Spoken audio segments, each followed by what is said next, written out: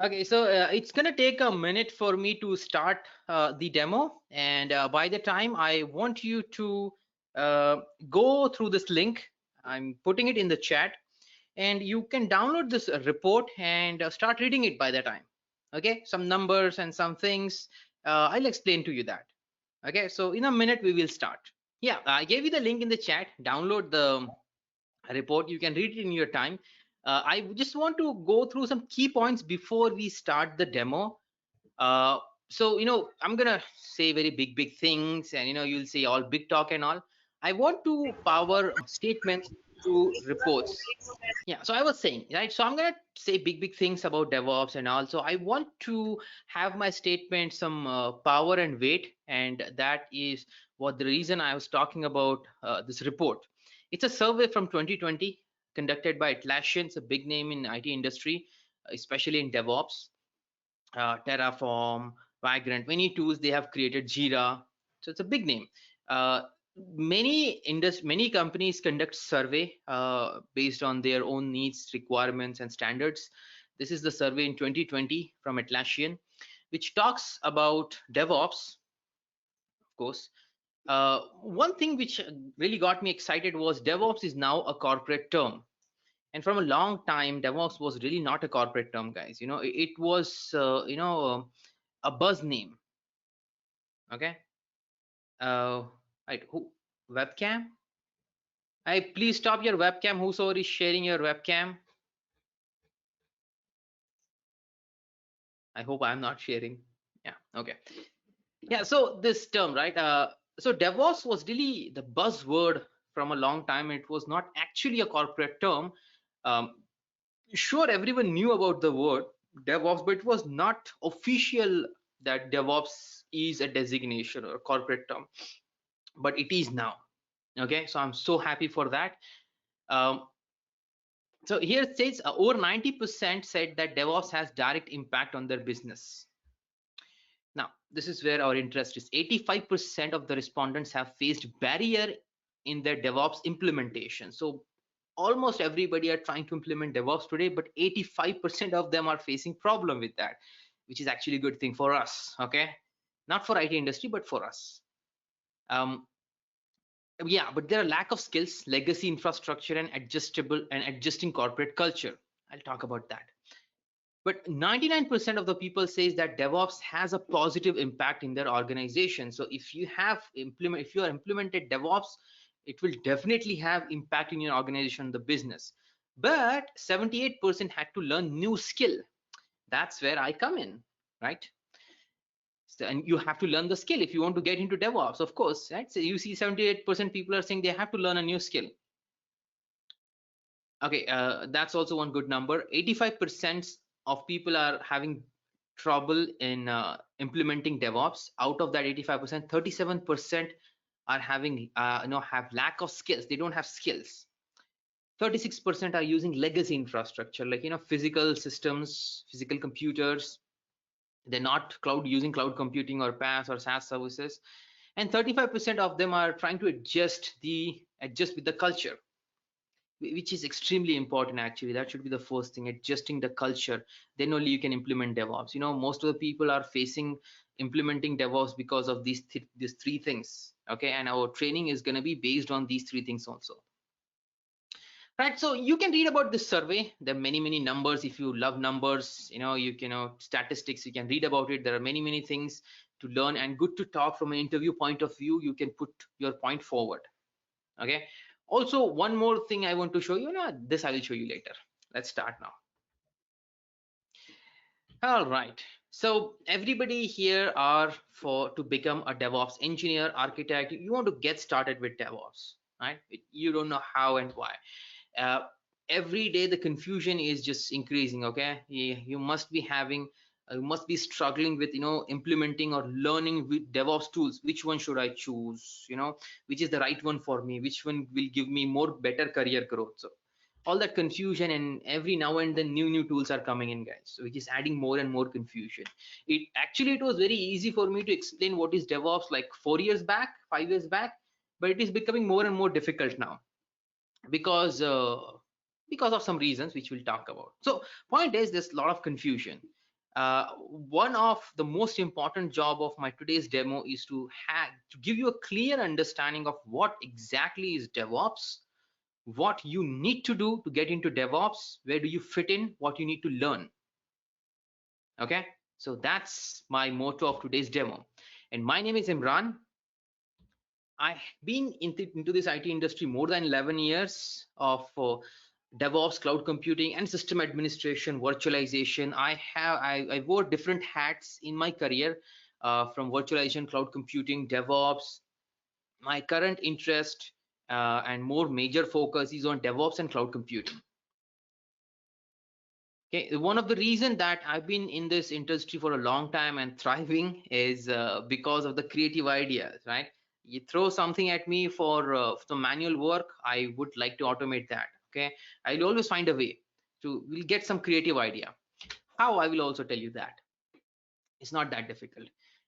Okay, some of my certifications from Red Hat, I have these many certifications, which actually makes me a Red Hat architect, Red Hat certified architect. I am certified in Ansible, OpenStack, Cluster, Kubernetes, OpenShift, actually it's OpenShift and Kubernetes, and Puppet. So I'm certified in this, and these are very difficult certification to crack, by the way. They are performance-based exam, not objective. So AWS certification, I'm certified as a SysOps engineer, a DevOps professional, and also AWS security specialist. Okay, all this will reflect in the training because I will be also training you on cloud computing, DevOps, and a lot of time I'll be talking about security. Okay, many places I'll be alerting you how you should have a secure CI/CD, secure infrastructure. Some other certification that I did in my distance pass, DevOps Foundation, VCP, RHC, Python. So my major knowledge is in these areas: DevOps, cloud computing, collaboration, and scripting. Yeah, plain and simple scripting. Yeah. So that's been my most of the skill from the beginning of my career. But collaboration is one of the most important skill to have in DevOps. Right. So by the time you complete the course, will be you will be also working in these areas. And I am really passionate and very excited to take training for you. Training is not just some part-time work for me; it's my passion. I have been working in training for quite some long time, and also have created some courses which is on Udemy and few other platforms. I have written a book, so from a long time, I'm really passionate about. I love sharing what I do. All right, so why you should be doing what I'm doing? Why you should be learning DevOps? Right? Sure, you must have your own reasons, but I would like to give you some reasons powered by the statistics again. See, I think you must have understood this by now. DevOps is one of the top skills. If you have not understood, it is there. Okay, DevOps is one of the top skills in the IT industry. The employer looking, okay, it is on the top list of the HRs. Okay, when the HR do job hunting, right? And that is because again, some statistics. Let's talk about some statistics. Okay, a very simple stat. Okay, so wait, this is the other link.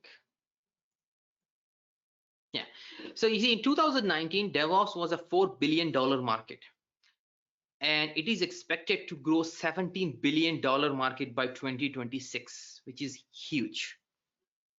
Okay, 2020, this is 2020 report. 2021 report will also come, so we'll see how it grow. It is growing in 2021, but I will tell you for sure it has definitely grown because pandemic and all, people working from home, okay, scarce of resources, more and more automation, more and more collaboration was being done in past years. So I definitely believe that it would have grown in this year. Okay, so these are some stats that tell you that DevOps has a long way to go. It's a huge market. Okay, and people are looking for individuals who are expertise in DevOps. It's one of the highly paid job. Okay, you can check it again on, you can go to Indeed, Glassdoor, Payscale, Quora. You can post a question on Quora. You can find out how much really a DevOps engineer gets paid. Wait a second. Right, so many times they get paid more than developers, testers. Yeah, and that is for sure. Now, it's all because of this third reason. Okay, we'll understand what is DevOps, but a quick thing for now. See, from a long time, IT industry is divided into IT ops or operations and development, right? So developers side, like developers, testers, build and release, these people will develop the software, develop the product, and the ops team, operations team, system admins, cloud engineers, these people will deliver the product. Okay, so development one department and delivery the other department, and there was a huge gap in between these two departments, which was actually causing problem of the delivery. The product not able to develop as fast as was not able to deliver as fast as it is getting developed.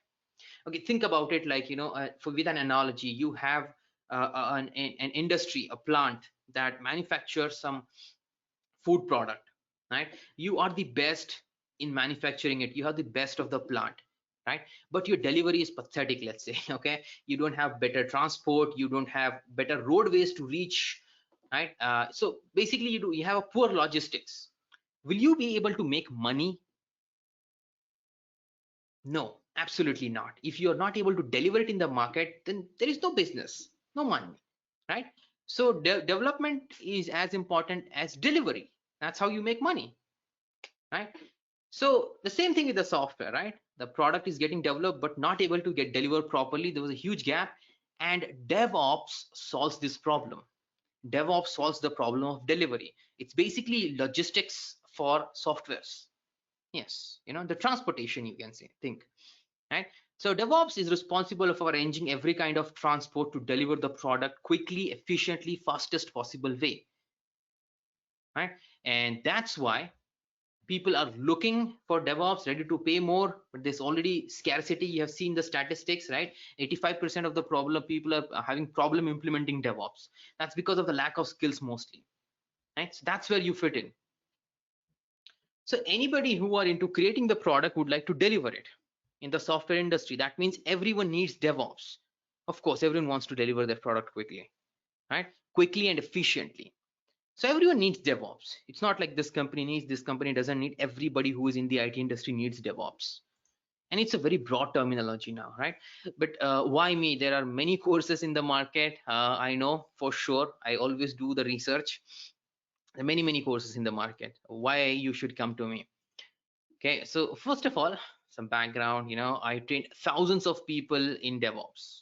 Okay, thousands of them. I didn't even keep count, but many. I focus on real-time implementation of DevOps. What I do in the projects, I would like to train people on that. Okay, and what's the point? If you are not able to implement the skills that you have learned, then what's the point of this training, right? So I will teach you how you can excel in software delivery. Right? We'll have many projects in our course that will tell you how you can deliver the product. Okay, most importantly, I will show you how different technologies work together. There are many people who learn automation tool and but they're still not able to do DevOps because they don't know how to do the integrations of different tools and technologies. Okay, so I will make you an expert in that I can promise you. Hey, do not post your email address and phone number in the public chat. Select organizer from the chat and send it to the organizer. Okay, don't disclose your email and phone numbers to the public. Okay, moving on. And I have created lots of scenarios, exercises, troubleshootings, projects, documents, questions for this course. Okay, so enough material is there for you to prepare, and I'm passionate about training, right? So, and I'm here for you. Okay, whatever you need in learning, okay, like not anything, in learning DevOps. Okay, whatever you need, I'm here for you. You have any question, any doubt, my class, anybody is free to stop me anytime in the class and ask question. If you're not understanding anything, stop me, ask me. I'm always there for you. If you're doing an exercise assignment, you'll be given assignments and all. If you're having problem, you can post it on Google Classroom like this. Okay, with screenshot and all the details, you can post it on Google Classroom and I will be able to help you. Okay, it's a very, very hands-on course, guys. I should put that point, right? It's a complete hands-on course like that. Next time, maybe. So it's a complete hands-on course, guys. And we'll talk about the course, but let's first understand what exactly is DevOps. There's a huge confusion, and even very, very experienced people sometimes give me silly answers. When I talk to clients and customers and friends and colleagues, many a times today also I get very silly responses from experienced people also. There's you read the statistic and you will find out this most of the people have misconception about what exactly is DevOps. Any Tom, Dick, and Harry today creates YouTube video and explains about DevOps. Okay, so this is adding more and more confusion. Already it was a confused terminology, right? So some say it's scripting, it's automation, right? It is just not automation, because if it's automation, I've been doing automation from the beginning of my career, but there was not even a word DevOps that time. Okay, scripting and automation people have been doing from decades and many years. So some people say, hey, we have cloud computing, we are good with DevOps. Absolutely not. Again, read that in the survey. Okay, you will find that out. That's one silly mistake. Some say DevOps is about culture. Yeah, maybe, right? But then why are we learning so many tools? It's this course is complete hands-on course, lots of exercises, lots of assignments, right? So why are we learning so many tools and technologies then if it's just about culture? We can just adjust to the culture, right? So there's so many myths. It's because I'll tell you the reason why people get mistaken. Different people from different background try to define DevOps. A developer will define DevOps from a very different perspective, and system admin will define it from a very different perspective. Okay, a manager will define it from a very different perspective. Okay, we have to come out of the box and look at from the 10,000 feet. Then you will understand what exactly is DevOps and where do you fit into DevOps. Okay, so let's get started with this introduction of DevOps. What exactly is DevOps? So I'm going to talk about a software lifecycle first to make you understand the point. So we're going to set a ground. I'm going to go with a story, and I have an animated video created for this story. I will give you the link. It's on the YouTube. You can watch it, and in very short term you can understand what is DevOps from that animated video. So I'm going to go through. I'm going to take some slides from that animated video. The beginning is with the software lifecycle. We'll understand first what is a software lifecycle. Okay, so see, anything begins with an idea. An idea can change your life, something like that, right? So Facebook was an idea, right?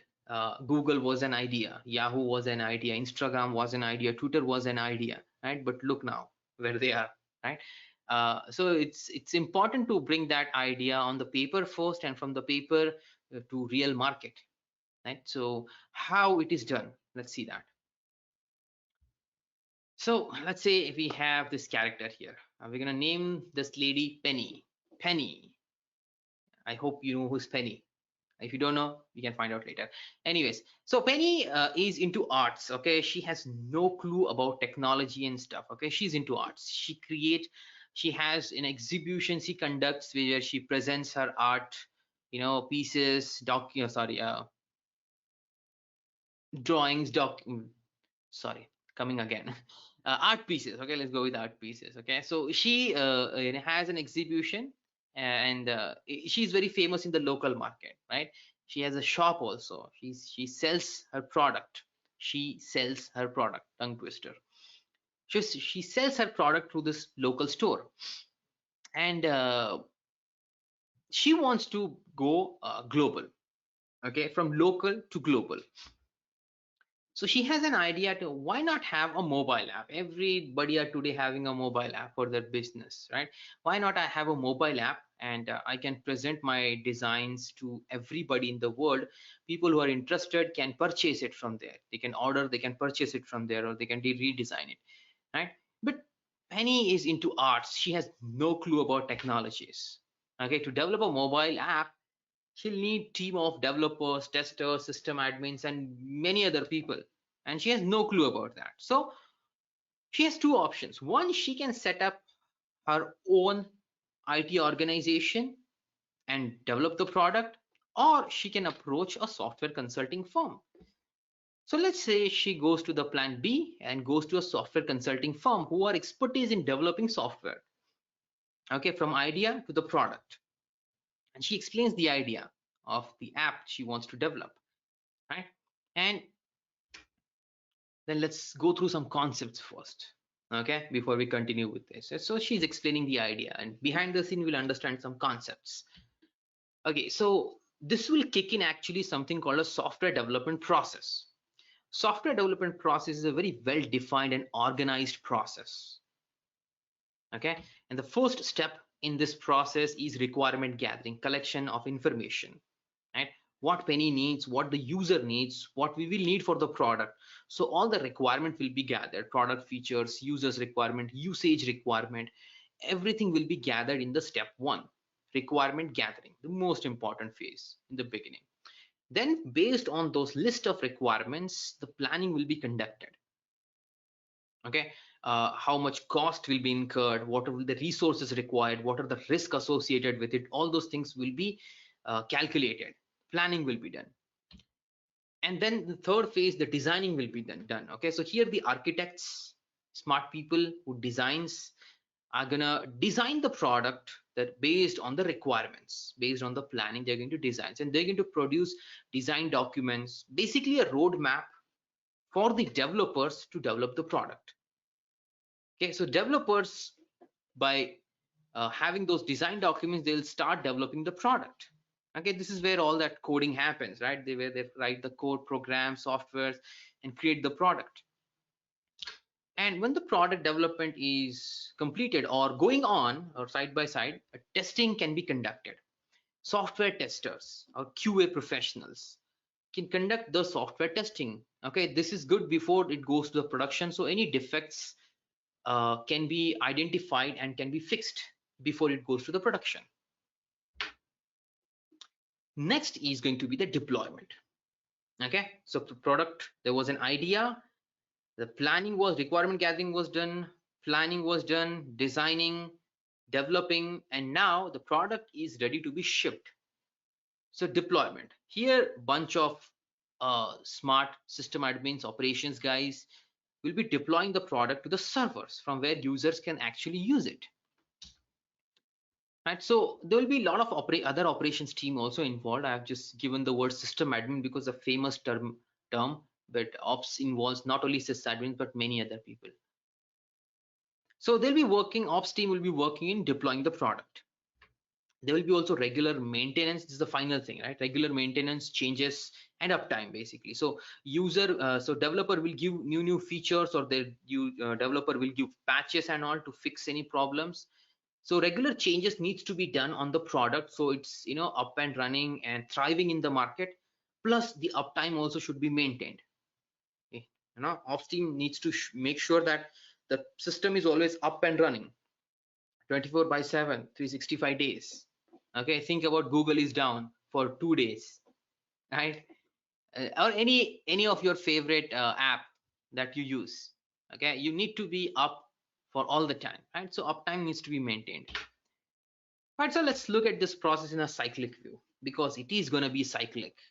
You will understand that. So requirement gathering first, then planning, then designing. Now architects will design the product, developer will develop the product, testers will test the product, and ops team is going to deploy and maintain the product. Okay, and again, any new requirement comes, this cycle goes on and on and on. Okay, this is called as SDLC, Software Development Life Cycle. If you're from engineering background, computers background, you must have definitely heard about this, or if you already experienced in IT industry, you already know what it is. SDLC, Software Development Life Cycle. Software development life cycle is basically a process, where input is the idea and the output is the product, right? But there are different models in SDLC. Which one to choose is going to be based on the requirement, but there are different kinds of model like waterfall model, agile model, spiral, big bang, many other. Okay, you can think of these models in the SDLC as the different roadways to reach the same destination.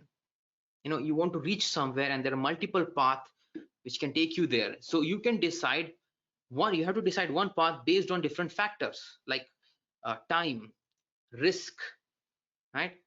Investment. Okay, based on different factors, you will decide which path you will choose. Okay, like that, as an SDLC will be chosen based on the requirement. So we'll talk about waterfall model. Waterfall model is a legacy model. It was very popular back then, but now it is replaced by Agile. But you need to understand some points about it, so I can replace it with Agile. So waterfall model works in phases. So first phase is requirement gathering. When the requirement is gathered completely, everything is done, then it moves to the design phase. When the product is designed and the complete product is designed, focus on my words, okay? I'm using the words like complete, all, everything, like that, okay? So focus on my words. When the entire product is designed and it is completed, then it moves to the implementation phase, which is the development phase, okay, where the developers are going to develop the product. When the developer develops the entire product or a huge module of a product, then it will be going into testing phase. Okay, and here every phase needs to be completed. Each and every phase needs to be completed to go into the next phase. Okay, and then it is testing. The product will be tested. When the complete product is tested, then it goes into maintenance phase. Right, and then it will be maintained, changes and uptime regularly. Right, so this is called as waterfall model because the water falls, it cannot go back.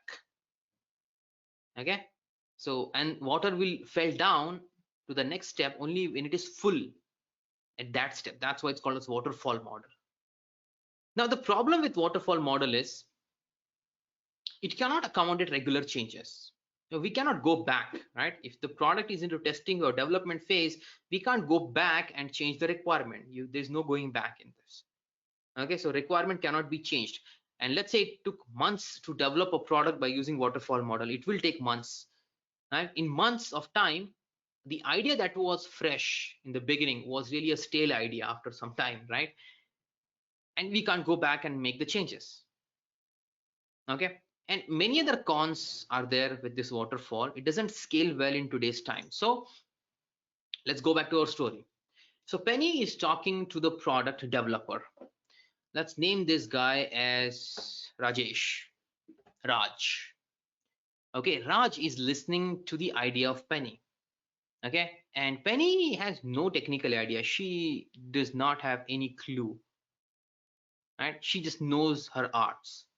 So she's saying, hey, I don't know about the requirement. Okay, I will give you. She's like a, she's tomboy, like, or maybe cowboyish, right? She's like, hey, start the development. Maybe I'll give you ideas later, slowly, one by one. Okay, I will observe the product development and I will alter the requirement based on my need. So waterfall model is definitely a no-go for Raj. Okay, the product developer is saying, hey, definitely we can't go with waterfall because things will be changing here. Okay, so what we will be doing is we will take all the requirement, we'll divide it into smaller list, right? And we're going to work on that list for 2 weeks or 4 weeks, like that. Okay, let's say 2 weeks. So 2 weeks we'll develop some features. We'll show it to the Penny. If she's good, then we'll move it to the next iteration. If she has any new ideas or she wants to remove something, that can be removed in the next iteration. Okay, so we'll have like that iterative development, not everything at once, but we'll divide and conquer. Okay, in iteration, let's say it could be 2 weeks or 4 weeks. This is called as Agile SDLC. Agile, the word agile means quick and fast. Okay, it came in like 2009, and after that everything is changed into the IT industry. Okay, slowly everyone shifted to agile.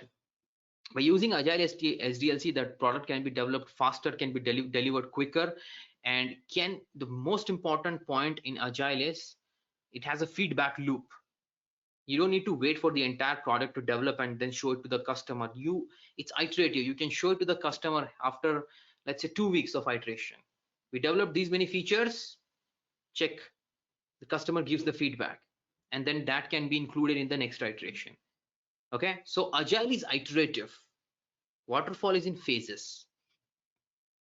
Okay, so Penny gives feedbacks a lot, and which can be included in the next iteration. Okay, which is awesome. Again, let's take a moment and talk about few other concepts. So there is a process of build and deploy. The software is getting created before it goes to the production, before it is even showcased to Penny. The product will be built so many times. Developer write the code, they're going to build the product, build the code. Right? Building is a process which gives you a software from the code. Code, build, output is the software. Okay, so developer will test it in their local machine. They'll say, okay, yeah, out of these many builds, this is good to go. So they'll promote it to the next level. They'll say, hey, you can take this build, this is good. So it will be tested in the staging environment before it goes to the production environment. Okay, and there could be multiple staging environments, okay, where the product will be tested. When it is tested in the staging environment, then it can be, if it is good, then it is promoted to the production environment. So this is in short build and deploy process, in short. Okay, we'll talk more points about this, but this build and deploy in short. My point here is, I start from the story is to tell you that before the product is delivered to the production environment, there are many things that happens, right? And the software tester will be regularly testing the product, and then many times the software tester will not be able to access the product. Okay, let's say it's an app or a website, they're not able to access, or maybe their tests are failing, right? So developers tested in their local machine, it was good, that's why they promoted to the next level, but software testers are not able to access it for some reason, or there are some problems with it. Who will be contacted? Well, the operations team will be contacted, right? Developer will inform to the ops team that, hey, you deployed this product and it was good in our machine, but it is not working in this test environment or in this production environment. And ops team will be, I have no clue, you know, it's your product, I deployed as it's supposed to be deployed, right? So this problem starts, and the product somehow gets deployed to the production environment. After testing everything fine, it gets deployed to the production environment. Production environment also, sometimes it fails. If it fails in production environment also, and dev team will say, hey, it worked in our environment. Tester will say, hey, we tested it fine, but now it's operations problem. System admins, ops team, cloud engineer, right? All these people will be blamed for it. Who is to blame for, right? Yeah, that's how this developers look, you know, that smirk. You know, I like this picture. She did it actually, you know, but she's smiling. Look at that. Okay, so why it failed? But see, operations team are going to deploy the product with the possibility that, you know, it has worked in the development environment, so it's going to work in production environment. Okay, that's the mindset, right? But there are a few reasons why it can fail. One of the reason is the two environments are not synchronized periodically. You know, dev environment have different data. Dev environment, as in their own laptop, they will be testing. They may have different software versions. They may have different, you know, configuration. There is no security, nothing. Then it is deployed in testing environment, staging environment. There the data will be different. The network design will be different. Then it is deployed to production environment. Production environment, there will be more security, different network or better network, high availability. There will be firewalls. There will be software versions may not be as same as the versions which is in the developer system and the testing environment. Point is, these environments are not synchronized periodically, right? So if it works in dev environment, there's no guarantee it's going to work in production environment. Okay, that's one reason why deployment fails. The new development and processes are making development very fast. You know, development has become very fast now. You know, I'm really surprised by looking at today's developer. You know, today's development is more about, you know, integration rather than developing everything. So new development is making the development faster, but the ops team are not able to cope up. They're not able to cope up with the regular changes. Okay, always remember, production servers may need some changes, some tweaking, some database change, some network change, some security change in order for the product to work, but developers will not be aware of this one. Spam call.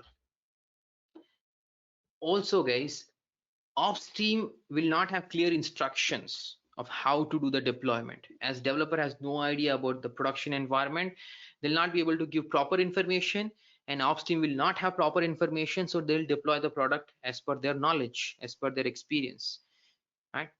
This actually whole thing is about communication, guys. All this problem is of communication. The dev and ops team are not communicating properly.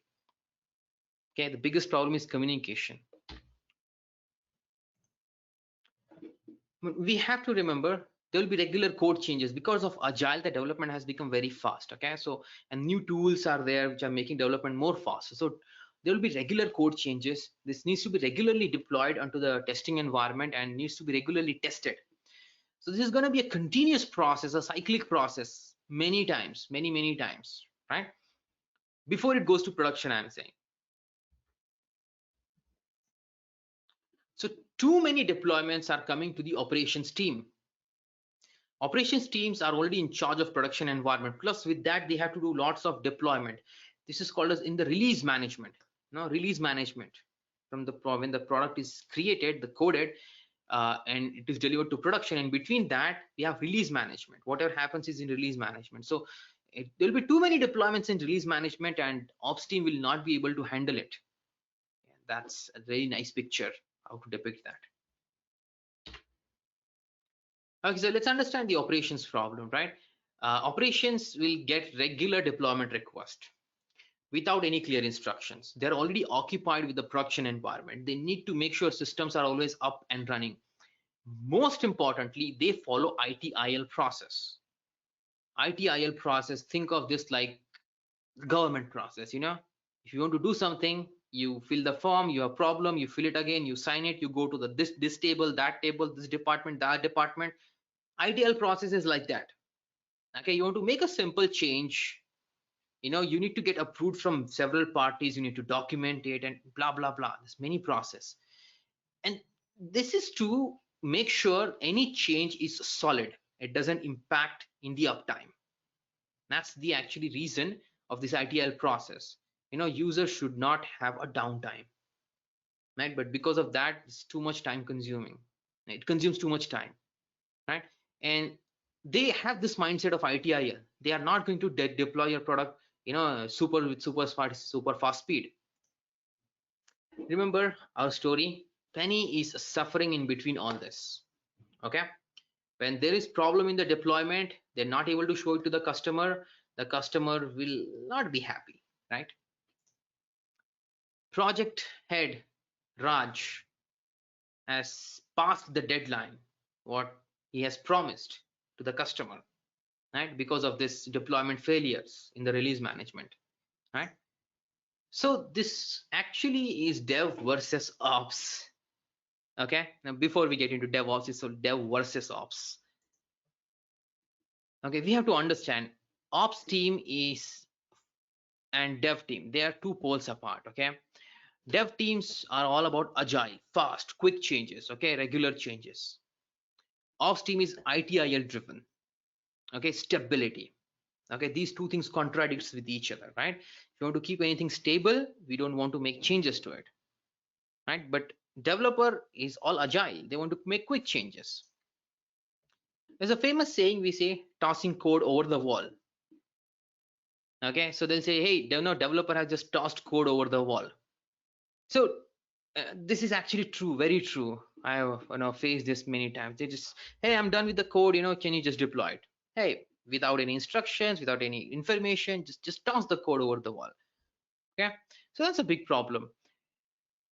Both sides complains about each other. Development team will say, hey, ops team just takes too long to deploy, man. Okay, they're they don't work. Okay, but ops team will like, hey, they don't give clear instructions. There is half-baked code they had given, so we're not able to deploy it properly. Right, so dev versus ops. Again, Penny now has brought other friends, or you can say other users, to show the product. But what happened? Error. Okay, this is very bad. All right, the head, Howard, let's say Howard, okay, head of the business, understands that an unhappy customer means a business loss. Customer is unhappy, there's a business loss. Why customer is unhappy? You're not able to deliver on time. We are coming back to delivery point, right? So product is getting developed, right, quickly, but it is not getting delivered properly. Now, Howard attended an conference, Agile Conference, where there was a guy, Patrick DeBois, given a session on DevOps. Actually, this is a true story. Okay, so far it was just a story. Now this one is true part. Patrick DeBois in 2009 has given, you know, there was an Agile conference, and he talked about DevOps there. Okay, that was the first time when DevOps was actually talked. So he said that, see, development has become agile. We are adopting agile, good, but ops is still waterfall. They are not able to cope up. If you can mix both teams together, you do DevOps, then this problem will be solved. So Howard remembered that from that conference. So he thought of getting into a DevOps guy. Okay, roping in the DevOps candidate to the company, to the project. So enter the DevOps. Okay, now this guy, let's name this guy as Imran, my name. How about that? So Imran promises that, after implementing DevOps, your production deployment, your release management deployment, all the delivery problem will be solved. Okay, your business is gonna skyrocket. You have not any problem with the infrastructure and blah blah blah. But Imran does not have a magic wand, okay, and he can just fix all the problems. So we'll just say DevOps guy. Okay, I don't want to say my name. It really sounds awkward to me. Okay, so this DevOps guy says, brings in all the parties, and he says DevOps cannot be implemented without this. We have to communicate, collaborate, and integrate. No, not just term, okay, not just heavy terms, okay, but they have actual meanings. I'll explain that to you.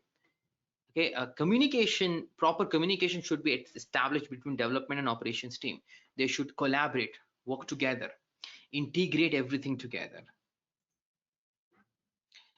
So the DevOps guy goes to the development team and explains the concept of operations. What is ITIL? Okay, how ops team works, what systems they use, how stability is important. He explains the concept of stability to the development team, and goes to the operations team and explains the concept of agility, how you have to be little more faster, not little, too fast actually. Okay, in deployment, you can't be this slow. All right, you need to be agile. You need to understand how the developer works, what is the product requirement, business needs. You need to understand all that, right? Brings all the parties together and tells them to automate each and everything that is done manually in the release management. Okay, first is communication.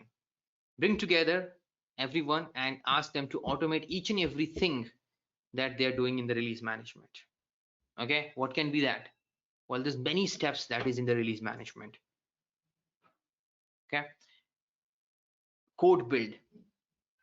There's a process of building the code testing process, software testing process, infrastructure related changes, okay, OS changes, cloud changes, right, deployment, and everything and anything in the release management should be automated. Okay, you see, slowly we're coming together, right? Communication, collaboration, integration, automation. Okay, so now both the parties decides to collaborate together and work. So they work together collaboratively like Avengers. But wait, where is my picture? Yeah, sorry. Oh, this is the wrong picture. Yeah, these are the Avengers. Okay, so see, there are different parties involved in the release management. We have developers, we have testers, we have system admin, we have DB admin, we have build and release engineers, and many other team, security teams. Every team needs to work, all the teams needs to work together. Okay, like Avengers. I hope you know Avengers.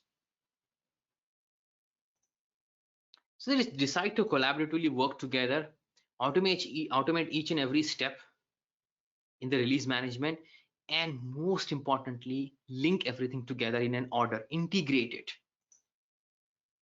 Okay, this integration is called as DevOps Lifecycle. Okay, they together have created a DevOps lifecycle. You want to see that? Of course, you want to see that.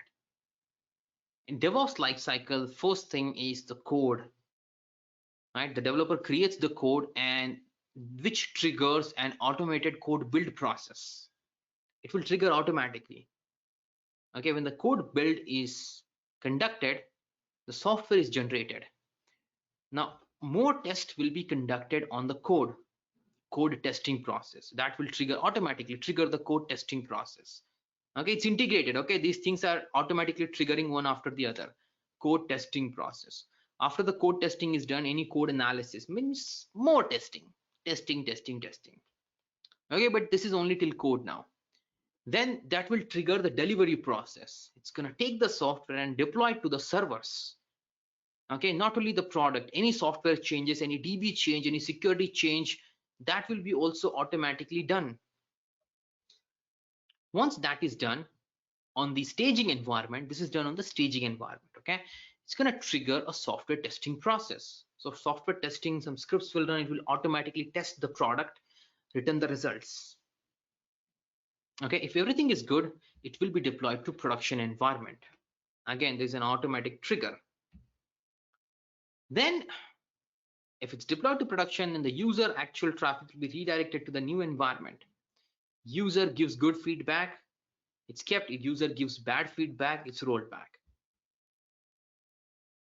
Okay, that's the DevOps lifecycle, and someone will be continuously monitoring this.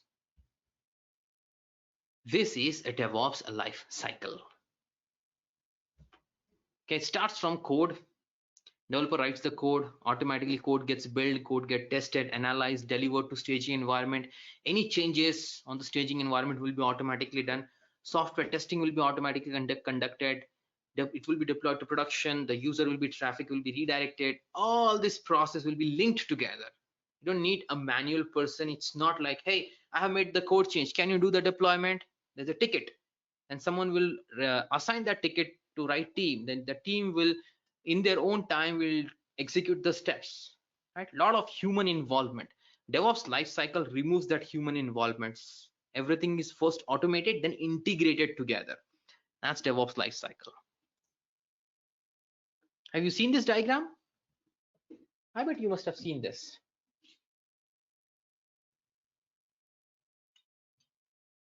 No? You've not seen this? It's a very popular diagram.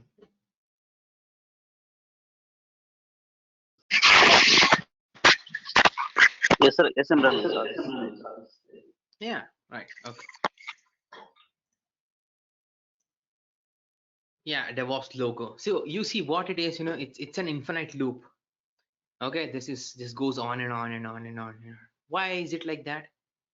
Why is it infinite? Why it's shown like that? It's because so all the release management process, right?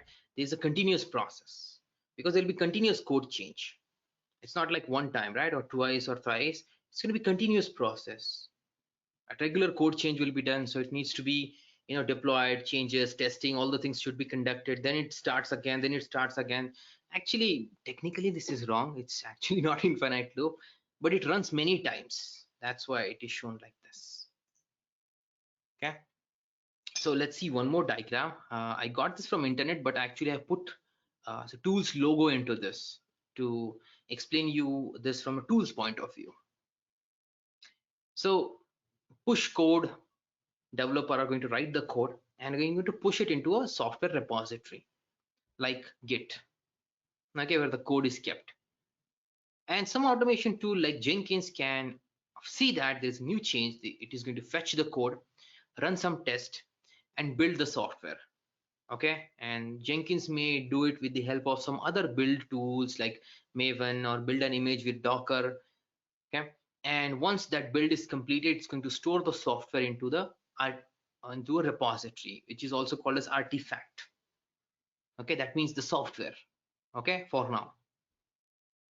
So artifact, or the software is stored into the repositories like Nexus or JFrog Artifactory or any kind of storage. Now software is ready. Then some scripts will get executed and provision the environment if it's not there, or if it's there, it's any changes will be automatically done on environments like cloud computing environment, for example, AWS or Azure or Google Cloud or wherever it is, or virtual machines or physical machine. sorry, physical machine, it cannot be done. But yeah, provision environment on any cloud or virtual machines, and then deploy your builds. So the deploy build means the software is ready, tested, it's going to take the software and deploy it to the servers. Okay, and then automatically load test and functional test will be conducted, and this will be deployed to dev, QA, staging, and then production environment. Okay, and this is the continuous process. Now listen carefully. From push code to store artifact, if this process is automated, these steps, this will be called as continuous integration. If it's automated more further from push code till staging environment, then this will be continuous delivery. If automatically production deployment is also done, then it will be called as continuous deployment. Sorry for Agile. interrupting, sir. Can you repeat again this continuous integration and continuous deployment and delivery, if you don't mind? Sure.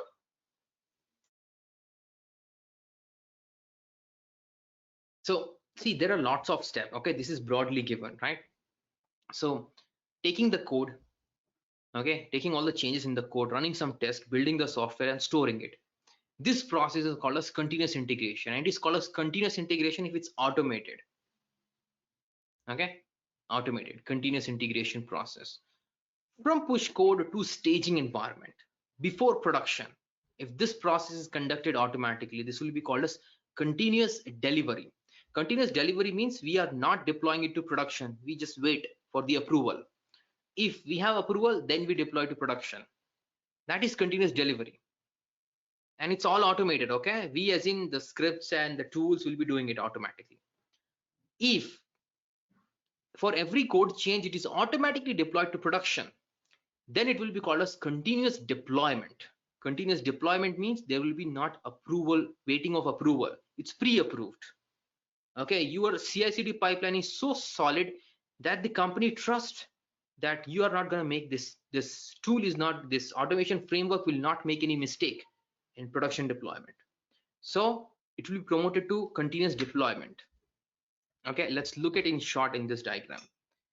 Okay, agile movement, continuous integration, plan, code, build, test, continuous delivery, release.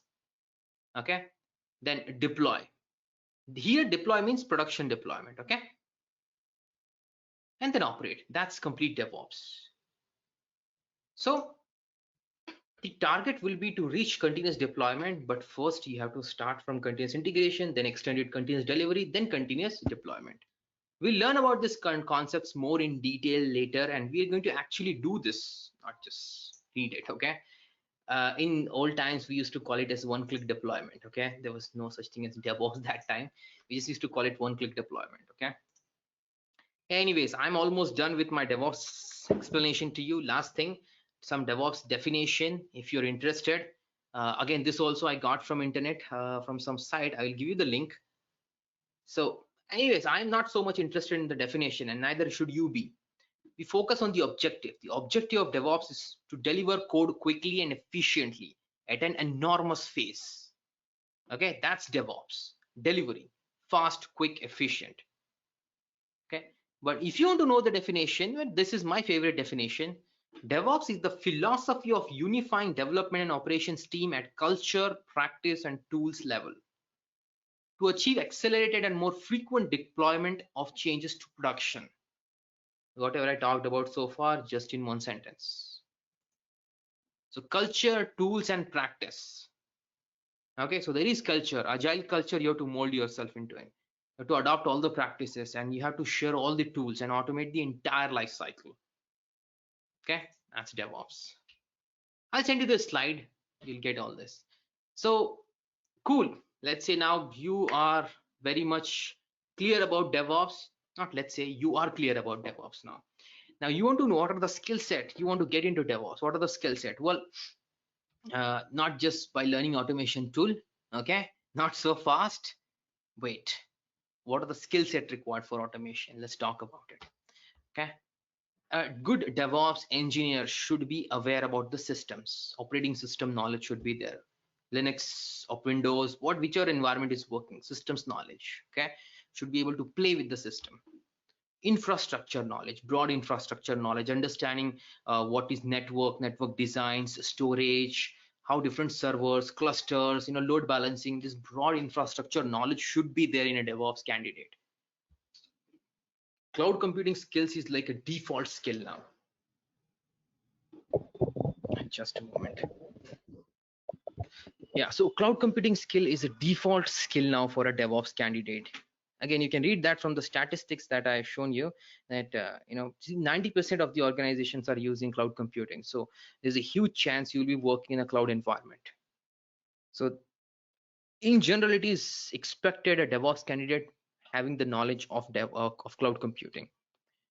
DevOps SDLC, software development lifecycle. Okay, this can be more you can master when you work with a developer. If you're already a developer, then you're good. Okay. Release automation. Okay, build and release automation, the release management automation, continuous integration in generally we call it. Automation of OS task. Any OS task it is conducted, you should be able to automate that.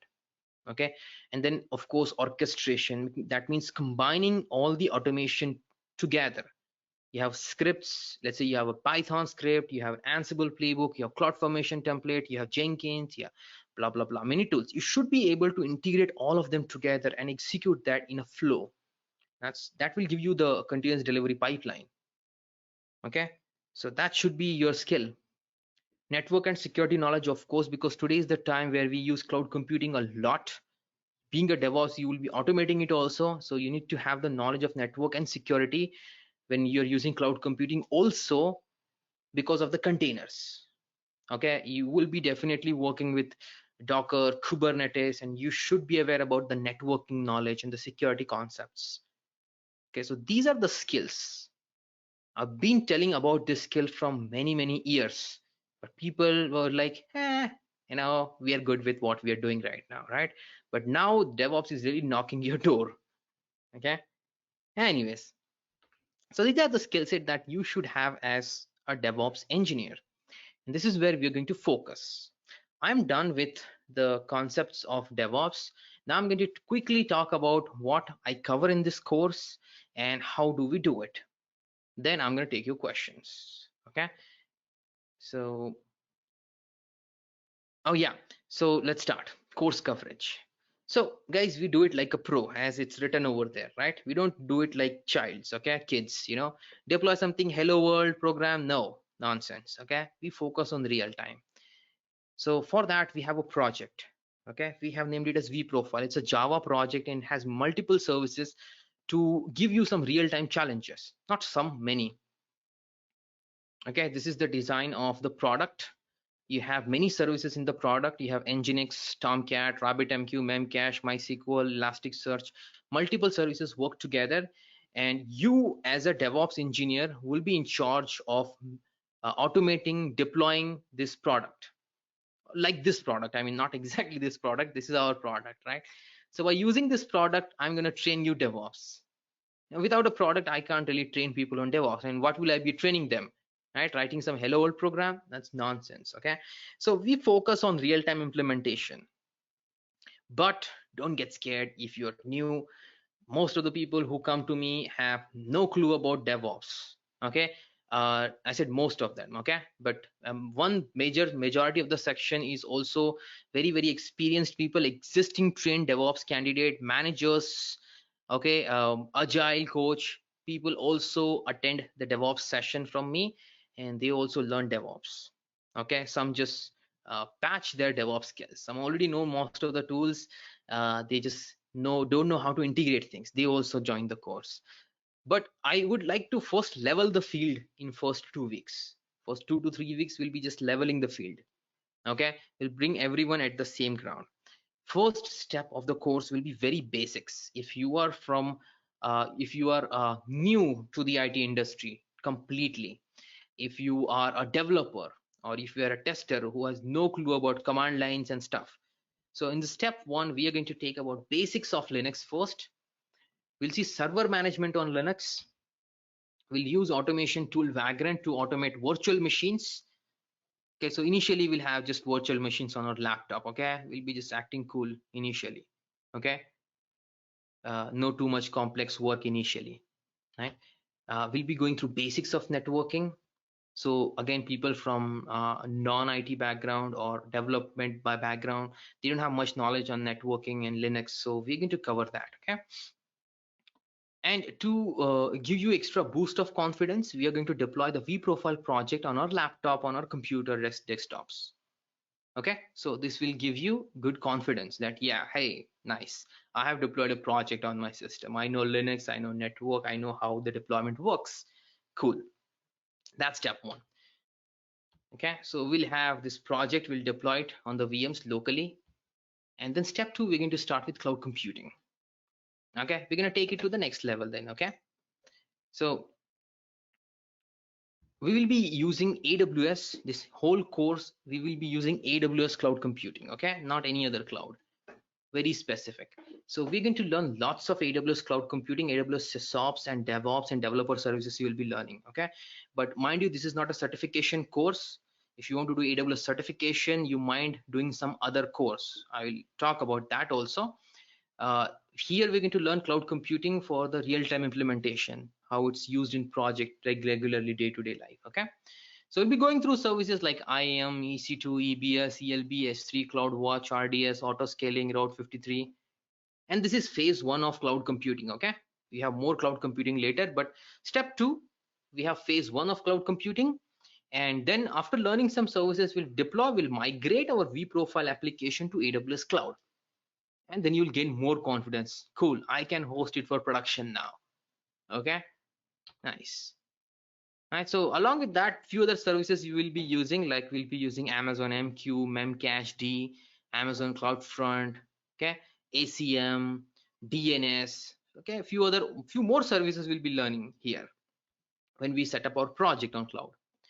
Step three, we'll learn continuous integration and delivery.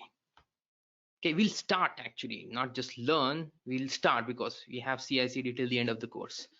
So we're going to learn tools like Git, Maven, GitHub, continuous integration tool, Jenkins, of course, one of the most important tool for us in our course.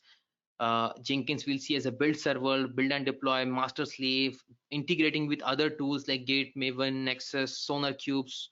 Yeah, so integrating your Jenkins with many other tools to create a pipeline, CI/CD pipeline. We'll be seeing Jenkins administration also.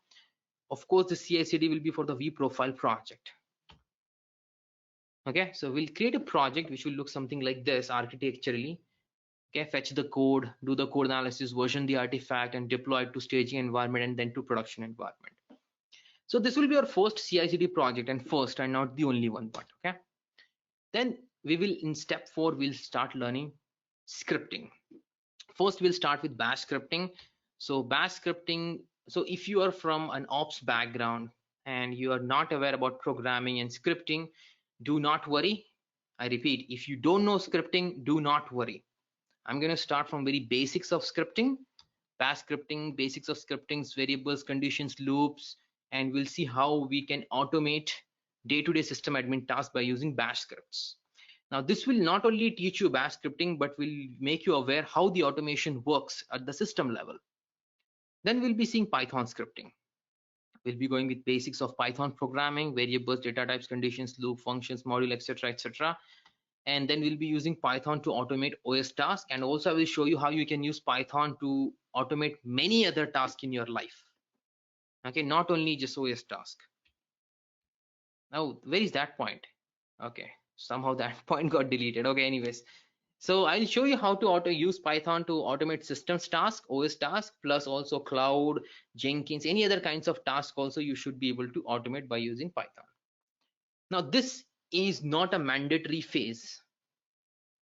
Okay, step 4 is not mandatory. If you're already a programmer, then you can skip this because it's gonna be like 3 days and 3 plus 4, 7 to 8 days. This will be there. Okay, or maybe it can go more than that also. But if you want, you can skip it if you're already a programmer. But if you're not, then it's mandatory for you. Okay, step 5, we are going to now learn an configuration management tool, Ansible. Okay, so this can do as same as what scripting can do, but can do it much more better, much more easier way. Okay, so this will supersede your Bash and Python. Okay, so we'll use Ansible a lot in this course. We'll learn it a lot. We'll learn more different modules of Ansible. We'll see what is YAML. We're going to write lots of playbooks, variables, conditions, loops, handlers, templates. We're going to use many other things. Variables we're going to see in depth in Ansible. We'll see Ansible roles, and we'll see how we can use Ansible to automate AWS task.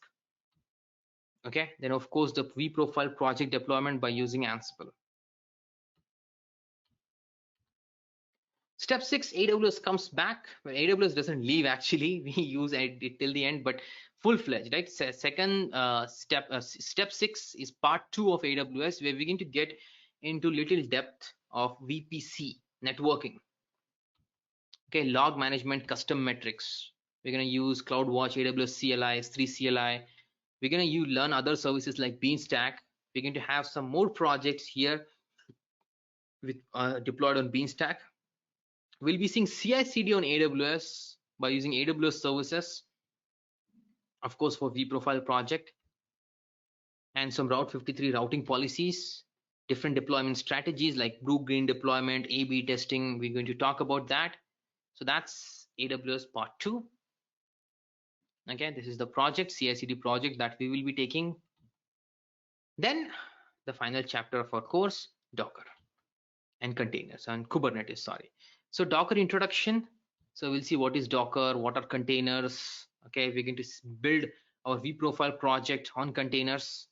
We're going to learn tools like Docker Compose. Then we'll start learning Kubernetes.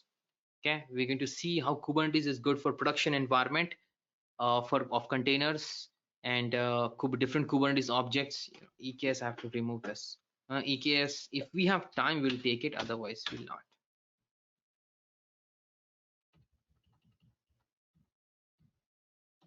Okay, see, along with this, guys, whatever is in the course content, I'm going to take few more things that is not here if we have time. Okay, so different Kubernetes objects we'll be taking, and of course vProfile project will be set up on the Kubernetes cluster, and the CI/CD for containers. Again, CI/CD comes back.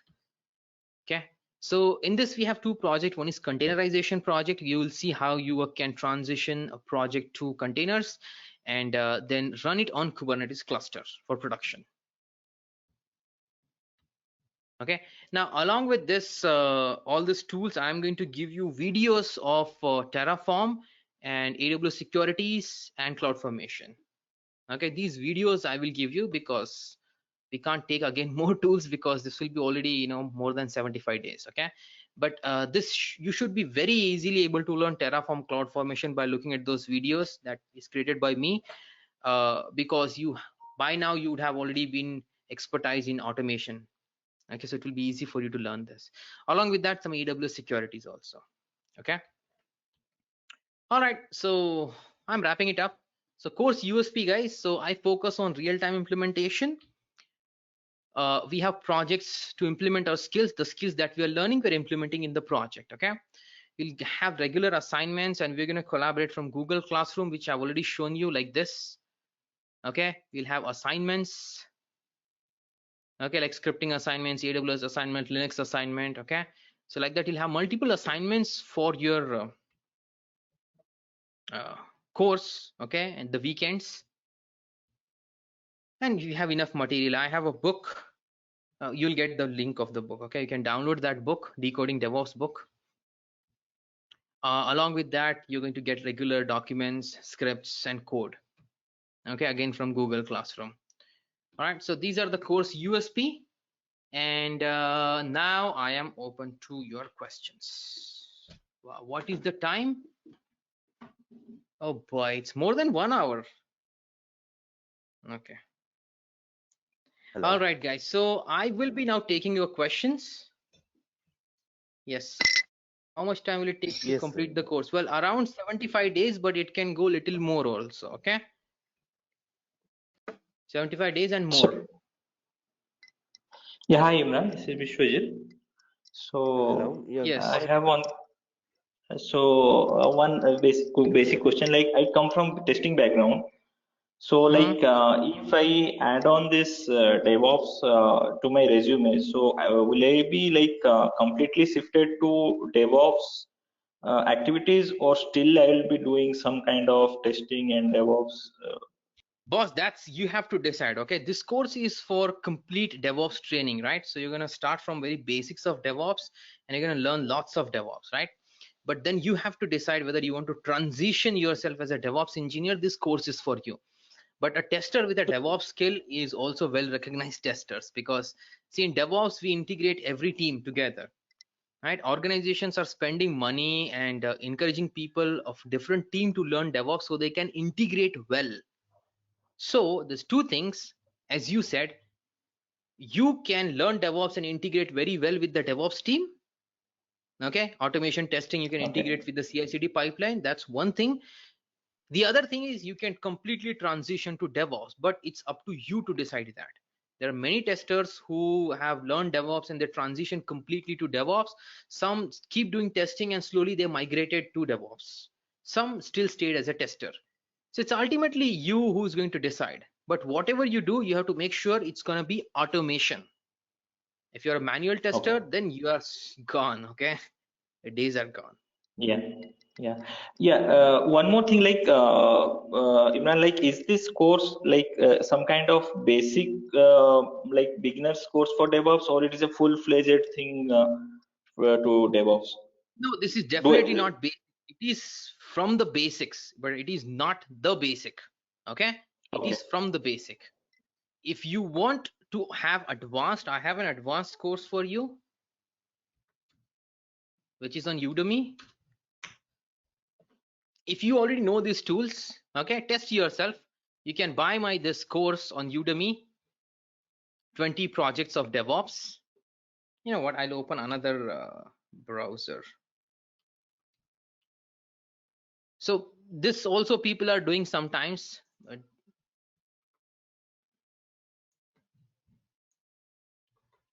So some who already know DevOps, they just go through these projects. I have 20 projects in this course.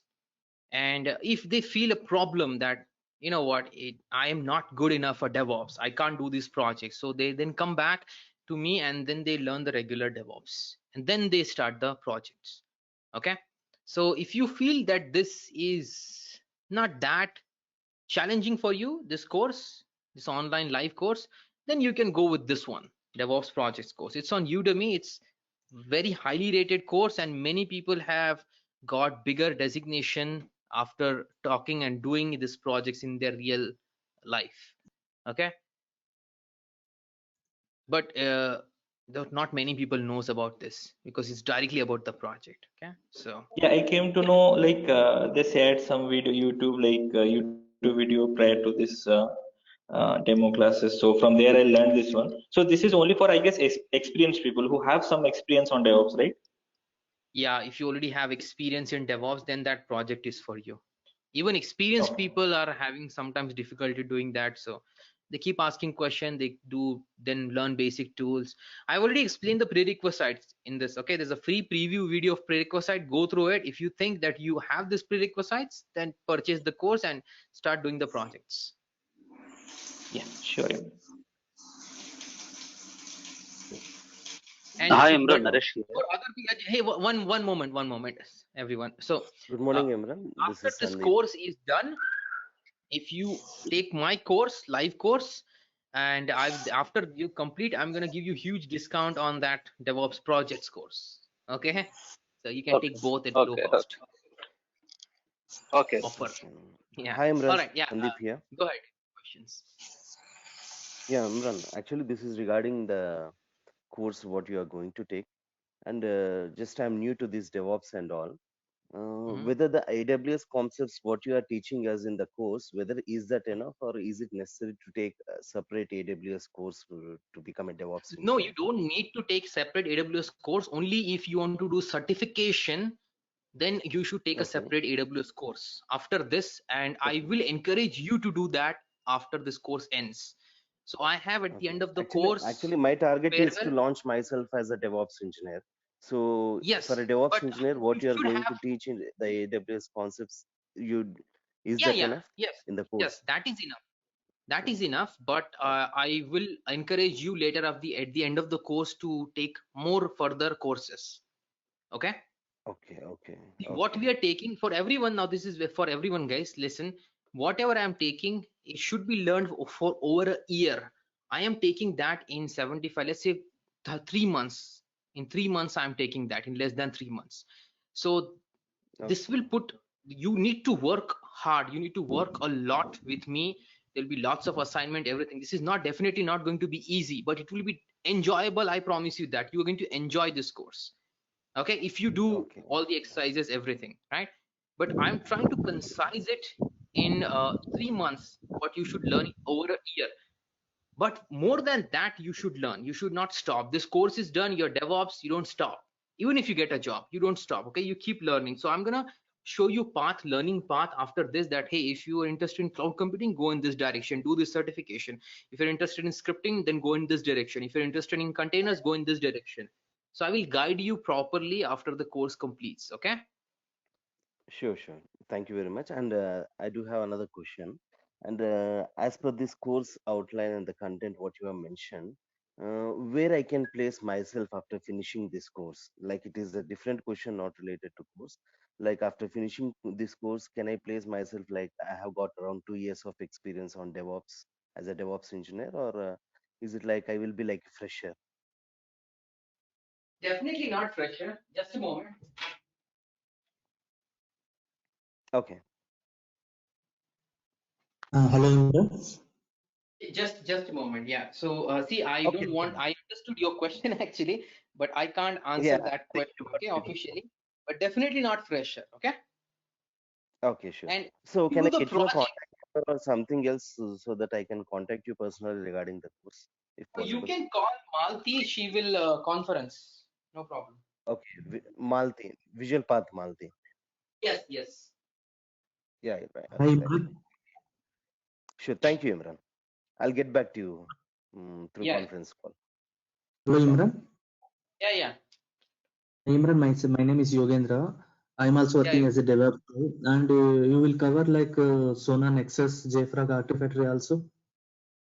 JFrog I will not cover. Sonar and Nexus we are going to cover, but Sonar and Nexus we are going to cover from a DevOps point of view. Okay, we are not going Okay. to be a master of Sonar Cube or Nexus. We are not repository managers. Okay. But I So will even show you how. I want to learn the DevOps in depth, like Kubernetes, Docker, Ansible. These three are more focusing on that. Yes. Will this cover this training will help me on that? I'm sorry. Come again. I want a more expertise on Docker, Ansible, Kubernetes, and AWS. These four things I'm very much looking for. With this Yeah. Yeah. course, I will be more efficient on that. Yes. Yes. Those are the most focused area. You'll be very efficient on them. Yes, that's the right word. Efficient. And also, we will show we will show to us right how to integrate Docker to Jenkins, integrating Ansible, where we Yeah, are of course. using. That course is all about integration, man. Each and every technology will be integrating. Okay. Okay. By And the one end more of the thing. course, we have integrated everything together. And also, there is two certifications out there, right? AWS DevOps Certified and AWS Solution Architect Associate, which is suitable for a DevOps engineer along with Oh, AWS. that you don't worry for now. Okay. For now, you learn DevOps. I will guide you properly on the Okay. certification, And which is also right in and which is AWS wrong. part, you're not using CloudFormation, Lambda, and Boto 3 We like are that. going to I'm going to give you CloudFormation videos. Okay. But from the beginning, CloudFormation cannot be taken because you need to have some knowledge on YAML. For that, you need to understand data types, data structure, and we're going to take Python. So it's going to go step by step, man. Okay. Okay, one more thing, what and all services will cover as part of AWS in this course? Oh, I have. You did not see it. Wait a second. I already have was showing it, right? Wait a Shown second. us, but there is only EC2 VPC is there, VPC and is some database concept So inside. I am EC2, S3, CloudWatch, RDS, auto scaling, Route 53, Amazon MQ, Memcache, ACM. I have to include that. ACM. And the NICE is Okay. 1 second. Hold on. Let me okay. complete. Okay. Okay, so by using all these services, we're going to deploy the project. While deploying, we're going to learn Amazon MQ, Memcached. And then in part 2 of AWS, we will be learning VPC, CloudWatch much in depth, logs management, CLI, S3 CLI, Beanstalk service, code commit, code build, code pipeline, okay, and Route 53 again. So these are the AWS services that we will be covering. CloudFormation, you're going to get the videos of it after the course is done. Okay, so no Lambda right here, AWS Lambda. Sorry? AWS Lambda. No, we don't have AWS Lambda. Okay, I can't teach you everything, man. All right, and that is more for developers. I understand than that, for but I DevOps. wanted to know AWS how much part you will cover. That's what I wanted. Yeah, that's what I'm going to give you this slide. Okay, you can go through it and then you can ask me question later also. Okay. Yeah, sure, Imran. Thank you. Yeah, hi Imran, Hello. this is Praveen. Hi Imran, it's Praveen. Sorry, who's this? It's Praveen. Imran, Praveen, yeah. are you able to hear me? Yeah. Imran, actually, I'm basically ETL background, like Informatica. So, like, is a DevOps is fit for the ETL, like integration, continuous integration and continuous delivery. It will be fit for this DevOps process for the like ETL tools for the Informatica or Ab initio. I believe they should have their own tools for that.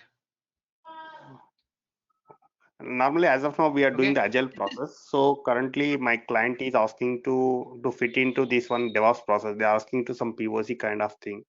So just have has a So question. what? So you need to do this. You need to ask them, are they specific about any tools in DevOps? Okay. Okay. And Yeah. match that with the course content. Right? If you see it fit, then you can continue with the course. See, this is a more generalized CI/CD pipeline by using most famous and open source tools and technologies. Not everything is open source, but mostly. Okay. But some companies go for enterprise. But you should have learned first DevOps by varieties of tools and technologies. Then you can do CI/CD by using any other enterprise tool. It's actually much easier to do it with this other tools. Okay, sure. Okay, so you better check with them first, match it with the course content, understand what kind of CI/CD pipeline they need, then go through the demo once again. If you see fit in, contact me. Okay, sure. Thanks, Imran. Thank you. Imran. Good morning, Imran. Yes, this is Naresh. Naresh, your baby is crying. Actually, I'm actually, I can come. My background is from safety department. Actually, I just want to come to the software field. My Which BTech is department? IT actually. Safety department. I'm in civil construction actually. Okay, I just want to come to this IT department, develop this IT field. So in CV, I can. Yeah. Can I come to this field? First question. Can you? Is it possible? Yes. I'm sorry. What you said? Can you? Can I mean I can come to this software field because is it okay for from? Why not, man? If you want to learn today rocket science, you can do that. Okay. Not about that. It's about your decision. Okay. See, I will tell you from my point of view. I have trained people from various other background. Okay, chef, mining, shipping. Okay, so and they are working DevOps candidate now. Some of them have become DevOps trainer also, and they were from totally different backgrounds. So, but these people were very focused. Okay, very focused. First 15 days will be most crucial for anybody who is from non-IT background. First 15 days of the course is very crucial.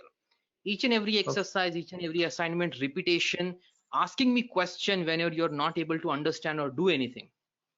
Okay, that will decide your fate of the next course, of the entire course or of your career. First 15 days. If you break in first 15 days, that's it. It's not for you. Okay, but you don't need to. Okay, I'm going to take it from very scratch, so it's and what I can add my 4 years, 3 years. Experience and all I'm not going to tell you. that you Is it have to. helpful in picking up my CV like that? Your voice is very poor. I'm not able to hear you properly. Yeah, I'll contact you personally. Yeah, okay, Hello. call Malti and conference. Yeah, Yeah, and one more thing. one more. Hey, Hello. hold on, guys. Hold on. There are so many questions in the chat. Let me go through them first. Okay, just hold on. 1 second. Everyone mute. Let me go through the questions in the chat. Okay.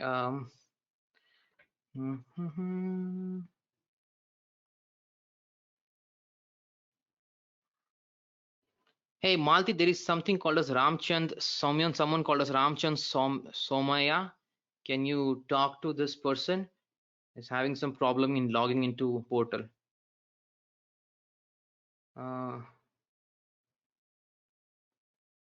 Is DevSecOps is covering in this course?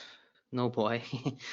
We are covering DevOps. It's a DevOps course, okay? But security concepts a lot. I'm going to show you, and I have a project.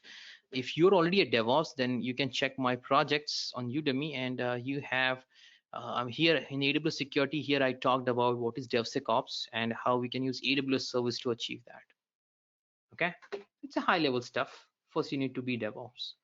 Is the difference in your Udemy course and this one, please? No, there is not. That is saved course, and this is a live course. Is DevSecOps covering? Can Azure DevOps versus AWS? Can you explain the difference? Okay, good question. See, DevOps in general, if you understood what is the CI/CD pipeline, the automation, all that we are doing, if you are using completely Azure platform to set up the infrastructure and the CI/CD pipeline, then that's an Azure DevOps. If for every CI/CD pipeline infrastructure, everything you're using AWS services, then that's AWS DevOps. Simple as that. Okay, but the concepts, processes remains the same. CloudFormation template, Terraform. I told you we are going to give you the videos of Terraform and CloudFormation course after this course completes, so you can follow up on that. What is full form of ITL? I have given you a link. Okay, read about it. Will you share the videos in case if yes, the course will be every day. The videos will be stored, saved, and shared with you. We have a portal where you have the access every day. The video will be uploaded, and by the end of the course, you'll have something like this. Like in Udemy, you have all the recorded videos like that. Okay. If you miss anything that day, you can go through the video, but I don't encourage missing the classes. Right? Only if there is an emergency, something. The problem with missing is you say, I will do it later. But this course, if you see, entire course is dependent. What are we doing? Step 2 is dependent on step 1. What are we doing? Step 3 is dependent on step 1 and 2. Okay, so if you miss something today, tomorrow's session you may not be able to understand. So if you miss, I recommend you watch the video ASAP. If you're not able to do it for the same day, at least watch the video so you can follow along in the next day. Okay. Take Civil any breaks, engineers Imran? Sorry? Can we take any kind of breaks in between of the course if we get any kind of emergency? No, it's up to you. I'm not a school principal to force you to do something, right? No, But just wanted to know if there is any provision is there, or no, if we need to, yeah, just if we need to take this course, then we need to end it at some point. The course will end at some point, but in the middle, if you No. take a break, then I recommend you watch the video and do the exercises. Okay. Okay. Hello, what's the timing every day? Oh, wait, 7 a.m. 7 a.m. 7 a.m. IST. Hello, sir. Prashant here. Hey, wait. I have to go through the questions in the chat. I said I'll come back to you. Just a moment. How long this course video will last? It's 1 year access you get to the videos, so you can watch it for a year. But again, I don't recommend you watch the course for an year. That's too much to spend on a course, too much time. But you'll be having access for over a year. how many projects we'll cover during the course. Around 5 to 6 projects we are covering. The vProfile project, we are going to deploy CI/CD, then move it to Docker, Kubernetes, AWS. So like that, there'll be multiple projects, 5 to 6. Will you be also sharing the manual of lab exercises? Yeah, so I have the Decoding DevOps book. You're going to follow that book for the steps, but watching the video and doing it will be much easier for you. We'll have the recorded videos, you can watch and do it, and steps, scripts, everything will be shared.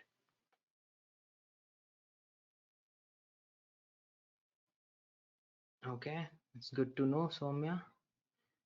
Time, whether videos will be for lifetime access? No, not lifetime access, 1 year. Is it possible to download them? Doesn't matter. What are you going to do? You have to watch, right? 7 a.m. to 8 a.m. IST, or it's sometimes 8:15, like that. Okay. This is everyday class, or it will be on means this weekend is off? Weekend is off. Means but there will only be Monday some to Friday. Only it's Monday gonna be to Friday. But some Saturdays you'll be off. Some Saturdays we'll have sessions. Okay, I'll inform you in advance.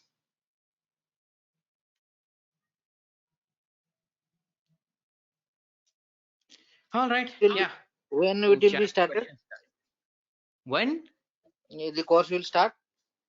In a week. No, in a week means this week or next week? After the next, the next week completes. So to be precise, second. No. Next month, 2nd. Okay. Okay. Thank you.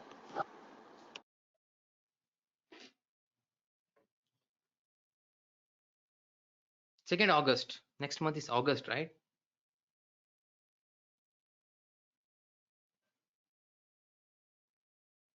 Hello, Imran. Yeah. Means 2nd August to it will be taking 75 days class or 75 hours, right? Yes, 75 hours or more. Okay, means around it will going to 3 months. Yeah, like that. Means it No, will be not 75 hours. 75 days total, okay. Including weekend. Okay, 75 days means 2.5 months. Somewhere around 2.5 months to 3 months. Okay. Okay. And this course is end by October. Maybe. Yeah. August, September, October. Yeah, in October. Hello, Imran. Yeah. Imran, you were saying to practice vSphere project, right? You will give any VM access, or how you need to practice in our local? We need to practice. You will first learn how to set up on your own lab in first 2 days. Okay. Okay. Locally. Okay. Then after that, we are going to in a week or so we will be learning AWS cloud computing. So you will have your own personal account on AWS, and there we are going to set up the lab and do your exercises.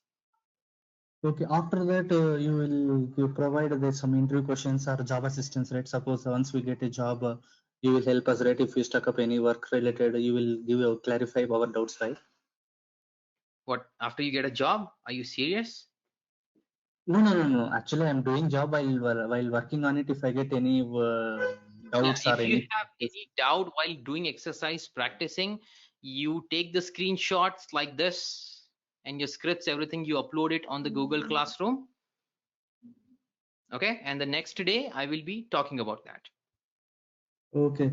And also you will teach that installations, right? Configuring Jenkins, configuring Ansible and Kubernetes and all everything, right? In this project. Man, that's the simplest thing in the course. Okay. It's installation and setup. That's not a big deal. Of course, you will be learning. You'll be mastering that. Hello, what sir. Will be the job response? Imran? Engineer. Yeah. Hello. Do you hey, have what's your name? Test Insight. Is that your name? Test Insight. No, no. That's not my name. I'm not sure it automatically appeared. I'm not sure how it appeared. Yeah. What's your name? Rename yourself. Okay. My name is Vijay. Vijay. Okay.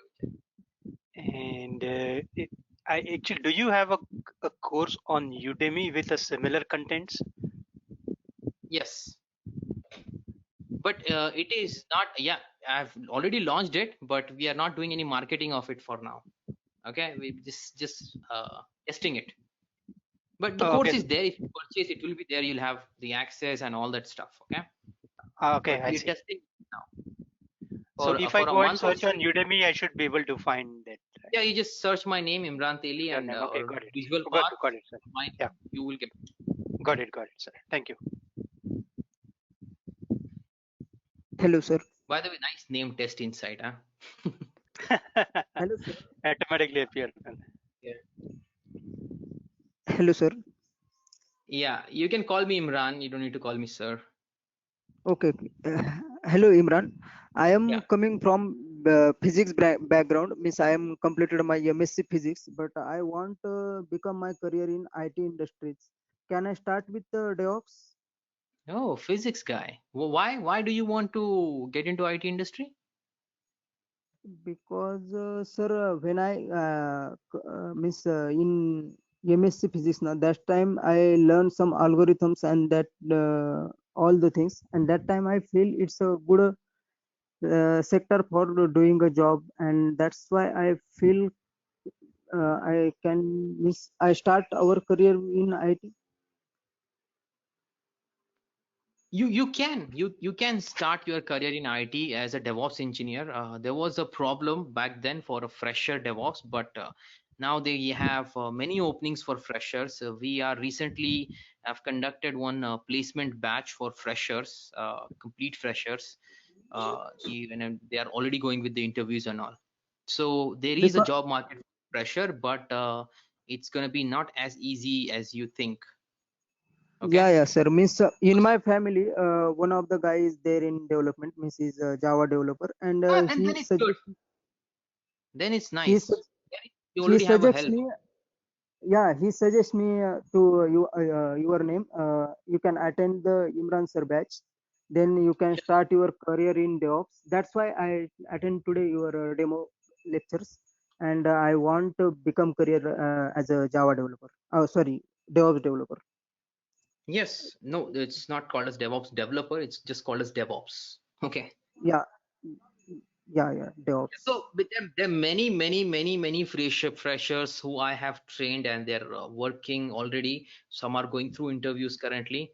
So of course, I'm extremely confident about training freshers. That's not a big problem, but for a fresher, it's a big commitment. Okay. Yeah. Everyday practice exercises, as I previously said, first 15 days is very crucial for anybody from non-IT background. Yeah. Means I have means in my family also one developer is there. That's why he helped me other things all how to You already survival and have all those things. you already have someone to guide you in your family, so I don't think you'll have any problem. Yeah, definitely. But I want means I want ask you because after completing course and when I start the interview, then that time no any issue because of my background because I am coming from physics and he guys don't Hey, ask me why are you. forget about background. Like everybody, okay? Everybody in DevOps has come from this or the other background. Okay, the DevOps was Okay, sir. not there from the beginning of the IT industry. Okay, from past, it is there like over a decade, but it got popularity in last 3 years. And people from different background has joined DevOps. They're working. Okay. So it doesn't matter what background you come from. The jobs in like a DevOps. Sorry, Only your your voice. not only your knowledge is important, not your background is important. Yeah, absolutely. Yeah. That's the right Thank way to you, put it. Imran. Yeah. Thank you, Imran. I am confident on attending your batch now. That's what you need, confidence. Because I am in confusing mode because sometimes he after completing and you guys Hey, I will asking me give you and but confidence. now That I I promise. I will give you confidence with all the tools. Okay, you just have to follow my lead. That's all. yeah definitely I got it. Yeah. Good. Thank you, Imran. Thank you. Problem. Imran, how much time will it take, like daily it will demand to complete this course? Like anyway, 1.5 hour will be the trainings. So apart from Yeah, that, to after that complete you the have labs. after that you have to do the exercise, and it totally depends on the individual. You know, there will be a step-by-step execution of every step. I will show you, explain you. Okay, but it's up to the individual. You know, if you're good with the systems and cloud computing, then you'll have no problem in setup of infrastructures and lab, and then it's going to be all about executing the steps. So people take around after the course, they take around 1 hour to sometimes 2, 3, 4. Sometimes they work for the entire day to complete things. Okay, uh, so some days we'll have very simple exercises, some days we'll have projects set up, so it depends, right? Yeah, because Also, for working people, yeah, we need to plan it accordingly. Right? you have to, there is no other way. Okay, there is no shortcut for success. Okay, I don't want to give you fake promises, guys, that, you know, it's very easy, you know, come on, do this, and, you know, you will be done, you'll get a job, you'll live happily ever after. I don't want to make you fake promises. Okay, you do all the exercises that I give you, and then you become super confident. That's what I can promise you. Hi Imran, this is Nitesh. Yeah, Actually, Imran, already I am in operation. can we get One some more second, extra projects? one second. So guys, if you want to leave, you can leave. The demo is done. I'm just taking questions. If you want to leave, leave. And thank you very much for joining. Okay, people who wants to ask question, you can stay. Yeah, Imran, can we get some more any extra projects other than what you are dealing with in the course, so that Yeah, you have we'll have this some project better course hands-on in the Udemy experience. and our portal. You can purchase this course. You have 20 projects. Okay, 6 of this project we are going to already cover in the course. So first 6, 7 projects, it will be very easy for you to do, but then you have many more other projects. Okay, like you have 15 extra projects in the course, right, which will make you highly confident, expert, and master. While taking this course, can we implement these projects simultaneously? Can we implement these projects while taking this course, or only Yes, after but finishing the that's course gonna we'll demand get lot those of, skills to fulfill yes. this? No, you can try that. Okay, there are many people who are doing that from past few months. You know, this was launched like few months back. This project, few months back only, I launched it, and some people purchase this course and they take my course, and they simultaneously also do. But there are people who have a lot of time at their hand. Okay, if you can do that, it will be awesome. You know, doing the course and doing the project together, it will be awesome. Like it will give a lot of experience. Lot of experience in very, very short time, in 3 months. Okay. Hello Imran, will you cover complete? Thank you Imran. We will provide only videos for Terraform. Sorry? Terraform side, how much you will cover, Imran? Terraform? So Terraform tutorial will be there, but there's no project deployments. If you want to have project deployments, it's in the other course. Okay, advanced course, this project course. Okay. Hi Imran, this is Nitesh. I am already in operation, but I have phobia of scripting. So will I be able to automate things? No problem. Okay, seriously, your phobia, I'm gonna take it out. Okay. That's great. Just trust me. I'm gonna take out your phobia. That is for sure. Okay. This step 4, where we'll be doing bash scripting and Python scripting, will take from very basics. Okay. What you have done manually, same thing will start automating. So you already have an experience with the systems and technologies, and you're gonna start automating that step by step. Okay. Yes, it's beautiful. Bash scripting, Python scripting, when you take in this course, after doing first 3 steps, you love it. Okay, the phobia, forget about it, you'll enjoy it. Okay, so will I have scripting or automation task to implement my skills like bash or Python? Yeah, see, this session itself is for people like you to, give you confidence that you can script, you can code. once you get that confidence, then you can do Ansible, you can do Terraform, you can do CloudFormation. I throw anything at you, you should be able to do that. Okay, so will I have the practices classes or something else like course content related to scripting? Task, you can say. Assignments, yes. There will be assignments also given to you in the course. If you want to do more interested, then there's the advanced projects course. There you have more scripting, more automation. Okay, so we can do this project, this DevOps project side by side with this course. Yeah, that I already answered, right? If you can do it, it will be awesome, but you need to have a lot of time at your hand. Okay, thank you. Okay. Hello, Imran, this is Nagarjun. Yeah, Nagarjun.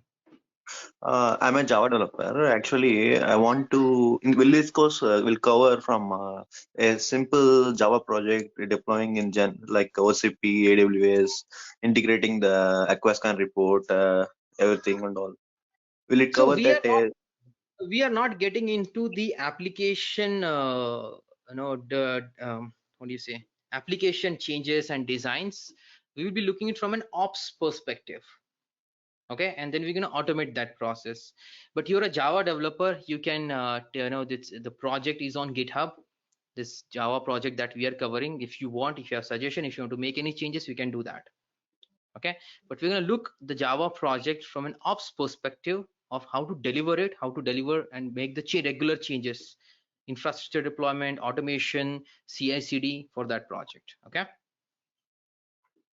Okay.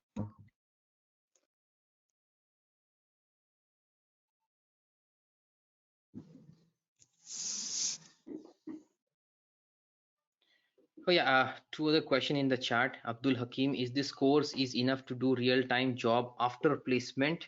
Of course, absolutely. Okay, but see, there is never enough of anything.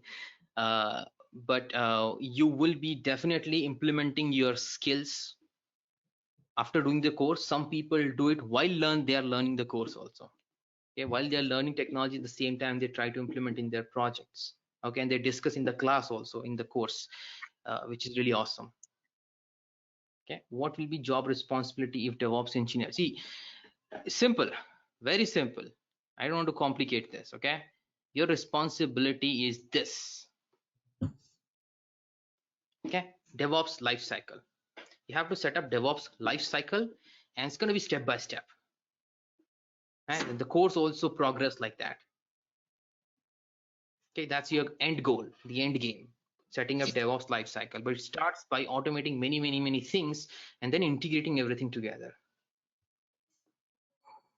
In Jenkins, we have pipelines, we have scripted pipelines, and we have the normal freestyle pipeline. No, we are not covering monitoring tool, but we are having monitoring service called CloudWatch from AWS.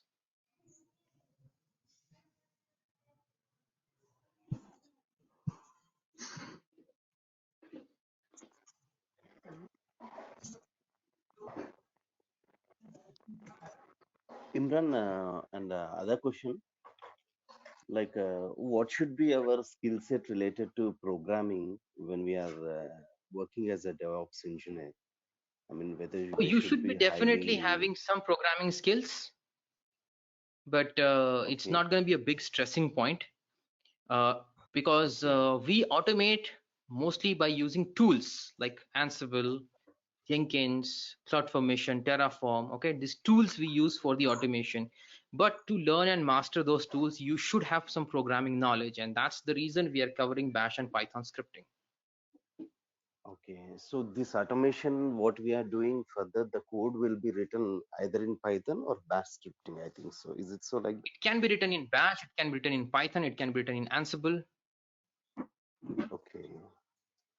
So is there any prerequisites so that we can go through that before starting the course, like either JSON or Python or anything else? Prerequisites I'm covering the prerequisite, but if you have 1 week of time, if you want to do something, learn Linux. Linux basic commands and all. Yeah, basics of Linux. Okay, sure. Okay, thank you. But I'm going to cover that, okay? So you don't need to worry about it. So that's good. Thank you. And can we have any sharing of this course outline or the slides what you have used today? This slides I'm going to give you because this give you detailed information. Yeah, that's fine. Along with this, if possible, course outline of DevOps. Sure. I mean, what there will be a document sent to you. Okay. Thank you. Networking on Docker and Kubernetes. We're going to talk about basic networking of Docker and Kubernetes, but we are not going to get into the networking of Docker and Kubernetes and make any networking related changes. Okay.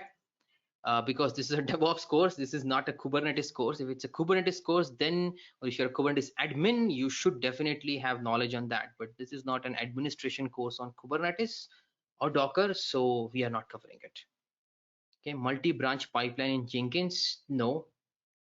Okay, freestyle and scripted pipeline.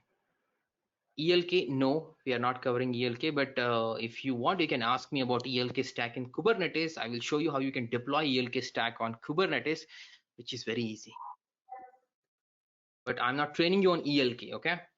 That's log management. Of course, you're going to get all the material of DevOps in AWS. Okay, you are going to get a mail starter kit, and that will contain the link to download the book and a few other material like this slide and some PPTs and few other documents, and then other regular things shared through Google Classroom.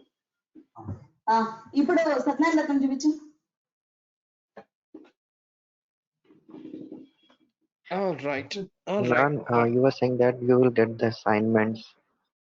Yes. And you were saying that you will get the assignments and scripting. Yeah. So what about it?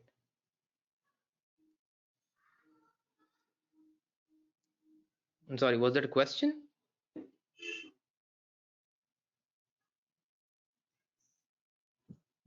Are you there? Hello.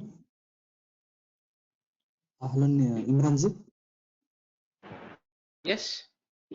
Imran, will you cover Linux OS side like Linux commands and debugging OS level issues also, right?